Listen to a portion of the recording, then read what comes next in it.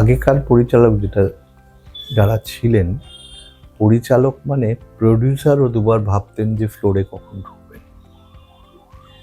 আমি এই যে বিএন সরকারের কথা বললাম, তিনি তো একটা ইতিহাস, তিনি তো নিউ থিয়েটার্সের জন্মদাতা, এবং শুধু বাংলা নয়, বাংলা হিন্দি সবটা। উনি যখন শুটিং হতো, উনি কোনোদিন ফ্লোরে ঢুকতেন না। এবং আমরা যখন অল্প বয়সে যখন পাঠ করেছি, প্রডিউসার যিনি, তাকে হার্ডলি দেখতাম, হার্ডলি।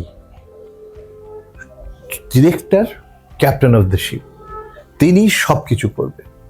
কিন্তু খুব দুঃখের সঙ্গে বলছি, এই কর্পোরেট আসার পর সমস্ত কিছু, পোশাক থেকে শুরু করে সব কিছু চ্যানেল বলে দেয়। এইটাই কিন্তু অধঃপতনের জায়গা। ফলো করুন বর্তমান।